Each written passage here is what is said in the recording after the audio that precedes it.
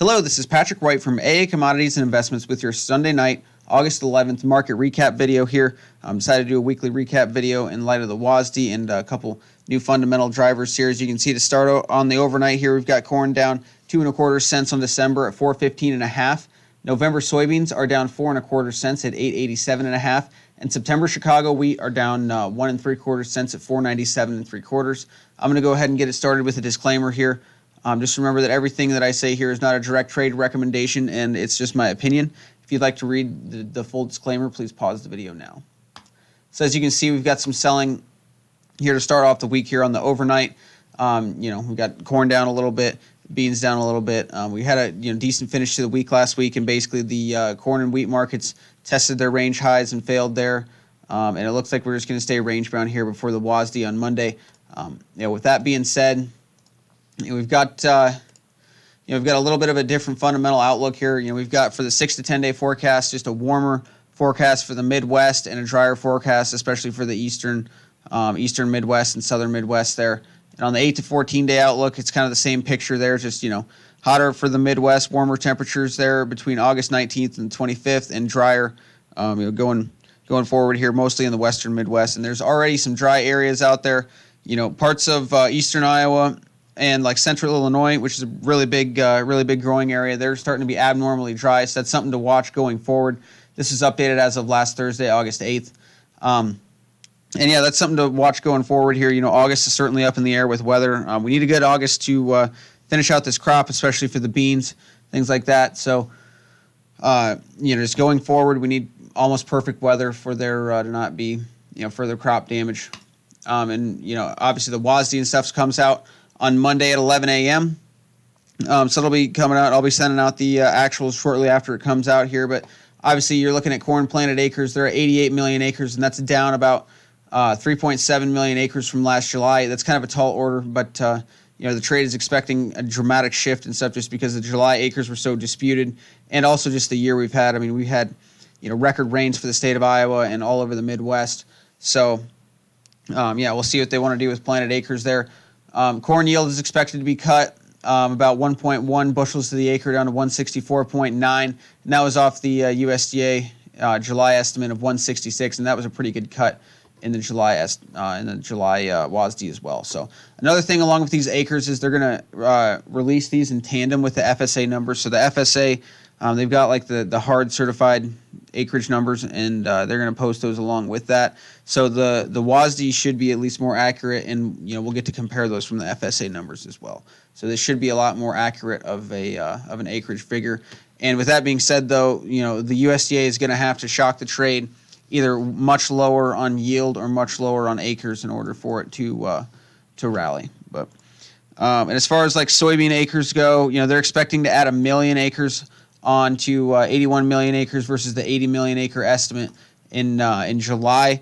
And I've heard some traders saying that it could be 1 million acres cut. So we'll see. There could be a big swing as far as soybean acreage goes, and as far as yield goes too. Down they're expecting it to go down 47.6 bushels to the acre versus 48.5 that we saw in July. And you could justify that just with some of the heat and things that we've seen as of late here for the soybeans out there, and just along with that, just the late plantings and things too. So those are the estimates there, and I'm going to go ahead and take a look at the charts. Going into the corn market here on Friday, really the corn market tried to push up higher. They tried to test the 425 level. They got up to 424.5 in the December contract and failed from there. That was also right by the 20-period moving average, so they went up and tagged that and sold off. And they ended up getting a close below the key 420 level. So I think this range between 420 and 405 is going to be the range that we're probably going to break out of on Monday at 11 o'clock in the corn market. In the September wheat market, kind of the same thing there. I was watching that 502 level, been watching that 502 level for about the last month. They went up there and they tagged that 502 level, went all the way up to 505 and sold off, got a close below 502. So that 502 to $5 mark, it's in September Chicago wheat is still, pretty good line in the sand there. Even though Chicago wheat's been rallying, like KC has been selling off and things as well. So they've really been running the spreads there. If you want to be long, be long Chicago wheat. If you want to be short Kansas City there. So going on into the soybean market, we've had a nice rally here led by the soybean oil market.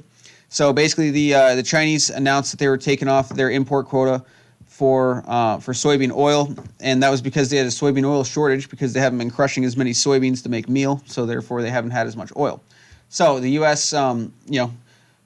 Maybe might be able to get a better share of the soybean oil exports there to China, but we'll see. Obviously they're going to have a higher demand for it, just from foreign exporters. So it just helps the world export market. Anyways, that's been helping soybeans break out here. We broke out of this 4-day trading range between 863 and 873. You could have got long in here, but I didn't see a huge retracement. But I guess if you were watching the chart and stuff, you could have got long at this breakout. But really, we haven't done a whole lot. I've been watching this 897 level. We came within 2 cents of that. I'm thinking 897 to $9 is probably going to hold this thing. If we do get a further rally, we could rally up to this trend line, maybe up at 910 or up to 920. But I just really don't see the soybean market, getting much past 920 here, just with the demand concerns that we've got. So I think by and large, we're probably going to stay under this $9 mark until the WASD on Monday. And if we do break out higher than that, we could go to 910 to 920. If we break lower, I'd look for 873 to hold, and then 865, and if it's really bad, go down to 845. So we'll see what happens there. I think a lot of it, largely depends on what they want to do with acres there. And this is the soybean oil market, and as you can see, we're at highs not seen since last April. So pretty good move in the soybean oil market that's been basically range bound since May to August here. So finally got a breakout there, and that's what's been leading it higher. Since soybean oil is a little bit lower on the overnight, we've got a little catching a bid a little bit in meal here, but that 305 level in the December contract is still keeping meal under wraps, and I'd say we've got pretty good support here at 299 to the $300 a ton mark. That's a psychological support level, and then on down to 295 there, and we took a bounce off of that. So going on into livestock here, October hogs. We've been seeing this resistance at 68.5 to 68.70. We've tagged it, 4 times. So Friday we tagged that again. If we can get above there, and especially above that that $70 level, we should be probably heading back to, I would argue, the $74 mark. It would be my next area of resistance. You can see these lows in June, these highs in early July. So I would think that if we got above, if we got a convincing close above this 68.5 and especially above this $70 mark, we should be heading back up there. I'm mildly bullish on this. I mean, it's certainly not an uptrend in hogs, but it looks like since we had that bad news on the China export news that they weren't going to buy all this pork that supposedly they were going to buy, they couldn't sell off on that news. So it feels like they've thrown everything at this market and it's gotten a little bit extended. So if we do rally above there, we could be heading back to 74, 75. And kind of the same thing with the cattle market. Some guys, I guess, pretty optimistic demand here going forward, just with exports with the European Union, things like that. But we still haven't been able to get above the 107.30 mark, and that's been some pretty solid resistance in there. I mean, you can see that level's been tested 1, 2, 3, 4 times, and now we're going up to our 5th time. So if we can get above 107.5 to 108, we're probably heading back to this 110.22 area. If we break out above there, we're probably headed to the 200 period moving average. That being said, though, if we do break down and we get a convincing close below this 106 level, we're probably headed back down to the channel at the bottom of the channel at 103.40, 103.50. So that's the way I see it. If you guys want to talk markets here, feel free to give me a call at the office, 712-262-7606. I'm available anytime. So good luck with the WASD tomorrow, and you'll be getting my email shortly after 11. Thanks.